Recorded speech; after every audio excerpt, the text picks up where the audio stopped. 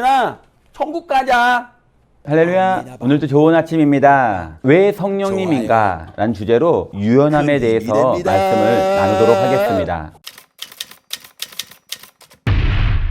두 번째로 성령 안에서 내 뜻은 내려놓고 성령님의 결정을 인정해야 합니다. 사도행전 16장 8절에 무시아를 지나 드로아로 내려갔는데 바울은 드로아로 향합니다. 성령 안에서 자유한 사람의 태도입니다. 자유를 내가 하고 싶은 대로 하는 것으로 오해해서는 안 됩니다. 자유란 길이 막히건 열리건 성령의 인도하심을 믿음으로 받아들이는 것입니다. 어떠한 환경에 처했든 환경에 구애받지 않는 것입니다. 하나님의 뜻을 믿는 믿음으로 중단해야 할 때 중단할 수 있는 것도 자유입니다. 즉 자유란 순종의 다른 말입니다. 순종해야 다음 미션이 주어집니다. 사도행전 16장 9절에 밤에 환상이 바울에게 보이니 마게도냐 사람 하나가 서서 그에게 청하여 이르되 마게도냐로 건너와서 우리를 도우라 하거늘. 바울이 드로아로 향하자 밤에 환상을 보았습니다. 마게도냐 사람들이 바울에게 손짓합니다. 환상을 통해 바울에게 도와달라고 요청한 것입니다. 사도행전 16장 10절에 바울이 그 환상을 보았을 때 우리가 곧 마게도냐로 떠나가기를 힘쓰니 이는 하나님이 저 사람들에게 복음을 전하라고 우리를 부르신 줄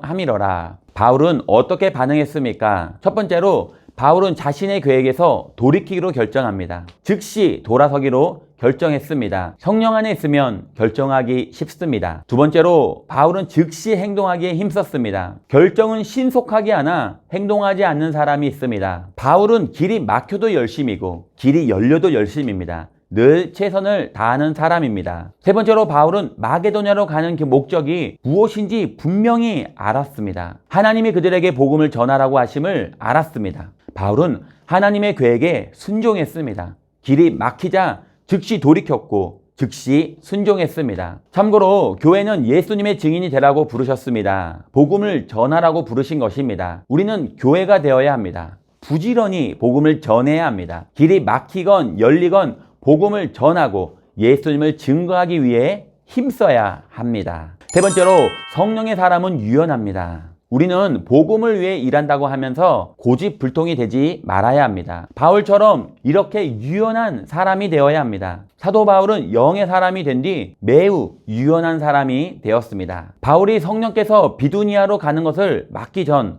활동한 도시가 있습니다. 바로 루스드라와 이고니온입니다. 이 지역에서 칭찬받은 디모데는 혼혈인입니다. 그런데 바울은 유대인이라면 이해할 수 없는 행동을 합니다. 유대인들에게 복음을 전하기 위해 이 혼혈인 디모데에게 할례를 행한 것입니다. 사도행전 16장 1에서 3절에 보면 바울이 더베와 루스드라에도 이름에 거기 디모데라는 제자가 있으니 그 어머니는 믿는 유대인 여자요 아버지는 헬라인이라. 디모데는 루스드라와 이고니온에 있는 형제들에게 칭찬을 받는 자니 바울이 그를 데리고 떠나고자 할 때 그 지역에 있는 유대인들로 말미암아 그를 데려다가 할례를 행하니 이는 그 사람들이 그 아버지는 헬라인인 줄 다 알미러라. 바울은 이방인들에게도 할례를 받아야 한다고 주장할 때 강력하게 비판했던 사람입니다. 근데 그는 변했습니다. 성령에 사로잡힌 바울의 생각이 내 뜻에만 고집스럽지 않고 유연한 사람이 된 것입니다. 뿐만 아니라 바울은 복음을 위해서, 복음을 전하기 위해서 여러 모습으로 유연하게 다가갑니다. 고린도전서 9장 19절에서 23절에 보면 모든 사람에게서 자유로우나 스스로 모든 사람에게 종이 된 것은 더 많은 사람을 얻고자 함이라. 유대인들에게 내가 유대인과 같이 된 것은 유대인들을 얻고자 하며 율법 아래 있는 자들에게는 내가 율법 아래 있지 아니하나 율법 아래 있는 자같이 된 것은 율법 아래 있는 자들을 얻고자 하며 율법 없는 자에게는 내가 하나님께는 율법 없는 자가 아니요 도리어 그리스도의 율법 아래 있는 자이나 율법 없는 자와 같이 된 것은 율법 없는 자들을 얻고자 함이라.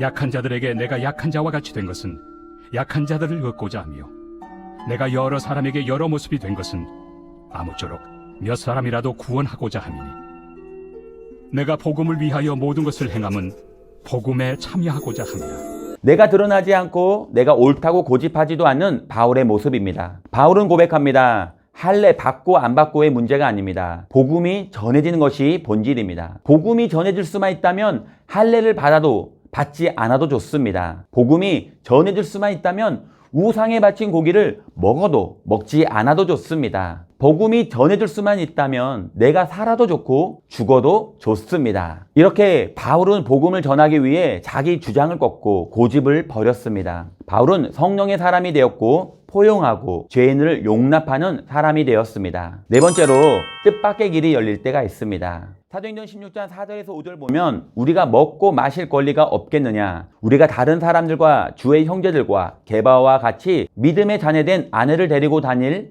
권리가 없겠느냐. 성령님이 바울을 마게도냐로 부르신 것은 소아시아가 덜 중요해서가 아닙니다. 성령님이 다른 곳을 바라보게 하신 것입니다. 빌립도 수많은 사람이 모여있는 사마리아에서 사역을 하고 있는데 갑자기 아무도 없는 광야로 인도하셨습니다. 아무도 살지 않는 광야, 그곳에서 빌립은 에디오피아 내시를 만나 그를 구원하게 되었습니다. 성령님은 이렇듯 우리의 생각의 뜻밖으로 인도하십니다. 오랫동안 공들여온 계획은 한순간에 수포로 만들기도 하십니다. 이 길이라고 생각했는데 길이 막히고 다른 길을 여십니다. 성령의 인도하심은 실수가 없습니다. 순종할 때 영적인 동역자를 만나게 하시고 비전이 뚜렷해집니다. 내 뜻이 꺾일 때 성령님이 더 좋은 길로 인도하심을 믿고 감사해야 합니다. 믿으면 신기하게 길이 열립니다. 성령님이 인도하시고 동행하십니다. 오늘도 성령님의 인도하심을 경험하는 복된 하루가 되시기를 예수님의 이름으로 축원드립니다.